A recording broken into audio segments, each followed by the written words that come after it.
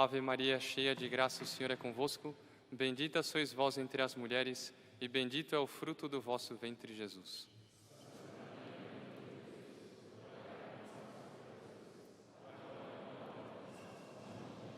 Podem sentar-se, por favor.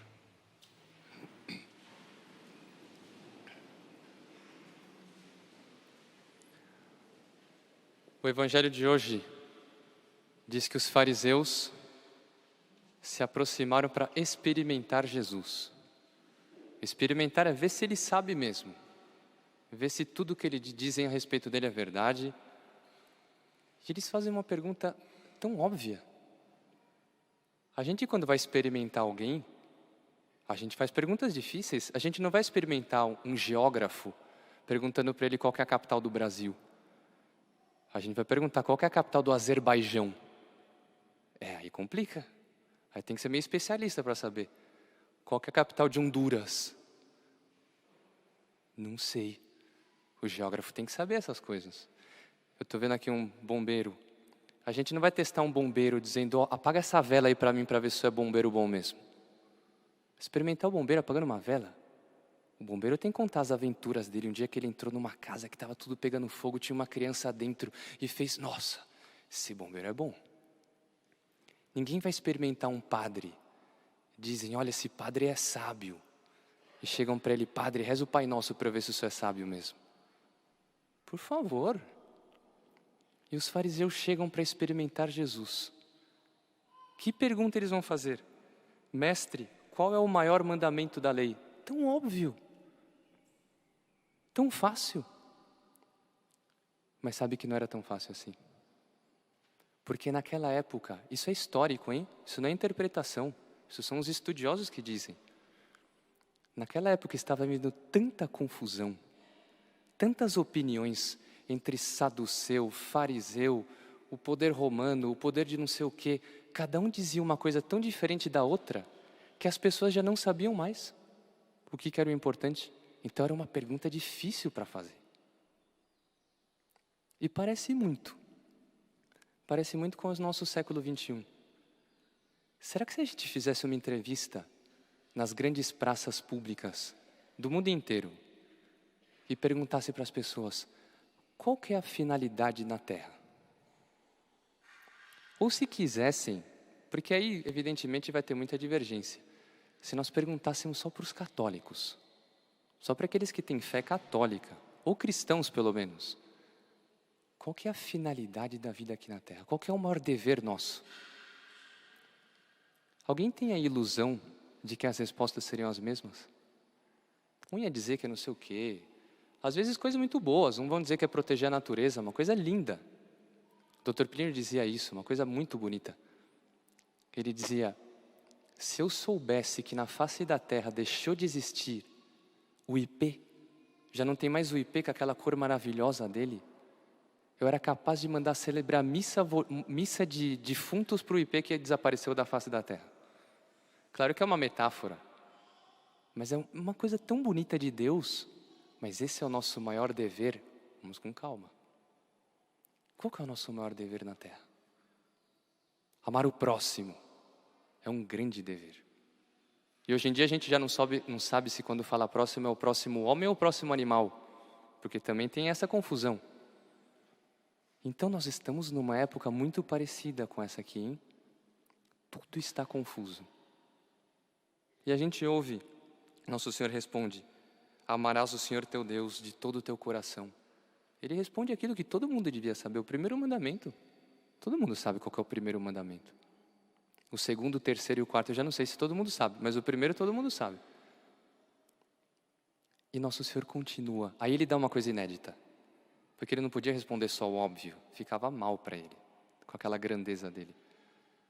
Ele dizia, o segundo é semelhante a esse. Ixi, o segundo, se o pessoal já não sabia o primeiro, imagina o segundo. E diz, amarás o teu próximo como a ti mesmo. Nossa, mudou tudo. Aí mudou a história. Aí que a gente tem antes de Cristo e depois de Cristo. Mudou tudo. Como é que a gente entende que um São Maximiliano Kolbe, padre, que tinha feito uma missão extraordinária na Polônia, padre polonês, nascido no finalzinho do século XIX, ele entra para os capuchinhos, mas funda um mosteiro. O mosteiro dele foi o maior mosteiro de franciscanos da história. Chegou a ter 1000 monges. E ele era o responsável. Depois ele foi para o Japão, aprendeu japonês, fez um jornal extraordinário no Japão. Depois volta, o nazismo invade a Polônia, ele é preso, seus 40 e tantos anos. Sente uma missão nele, ele era uma pessoa muito capaz, escreveu maravilhas sobre Nossa Senhora. Um dia no campo de concentração, foge um prisioneiro e sempre a penitência era, por um que foge, os nazistas matavam 10. Era uma crueldade, eles formavam todos os prisioneiros, ia passando, o pessoal tinha que ir para frente, 2, 3, o 10º, você.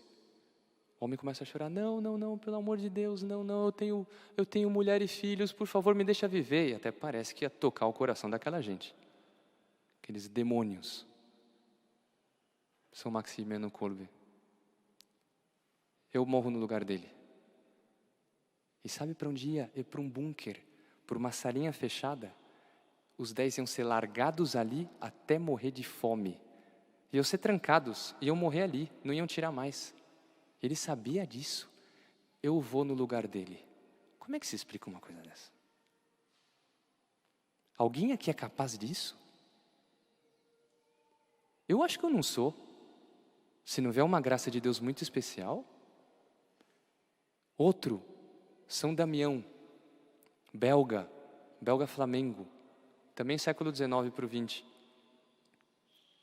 Jovem aos 19 anos, um rapaz forte, bem apessoado assim. Certamente sente uma vocação religiosa e ele entra para uma congregação que mandava a gente para as ilhas do Pacífico. Quando ele vai com 23 anos, ele é ordenado padre lá no Havaí, que na época era tudo abandonado. Ele começa a fazer missões lá naquelas regiões totalmente largadas. Depois de um tempinho lá, ele fica sabendo que tem uma ilhazinha, Molokai. Hoje em dia é lugar turístico. As Ilhas Molokai, onde se jogava desde o Japão, todas aquelas ilhas do Pacífico, todos os leprosos piores que havia, reuniram na Ilha Molokai. Era uma espécie de inferno na terra. Qual foi a reação dele?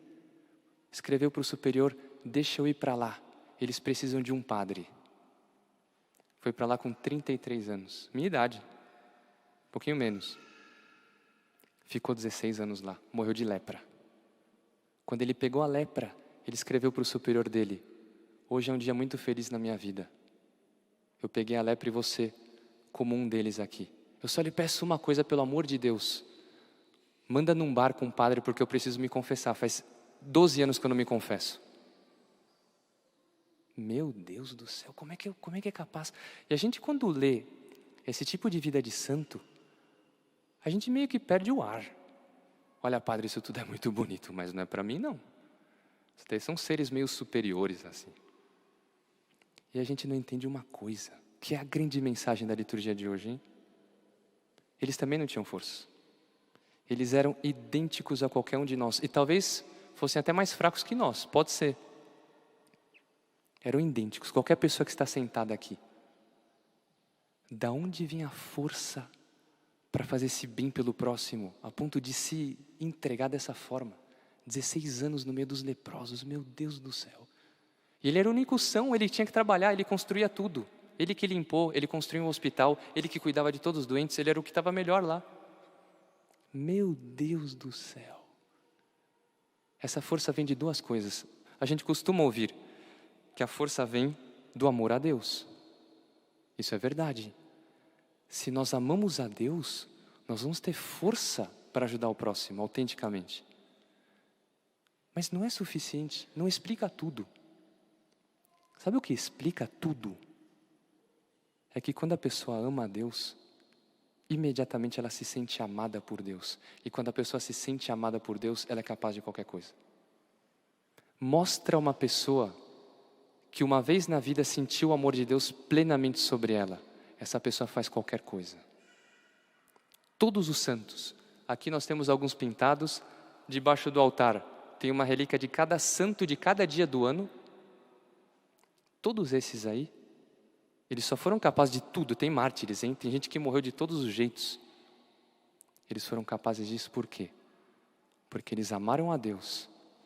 E amando a Deus, eles se sentiram amados por Deus. E a pessoa está capaz de qualquer coisa. Mas pode ser que Deus não chame a um de nós para ir cuidar de leproso.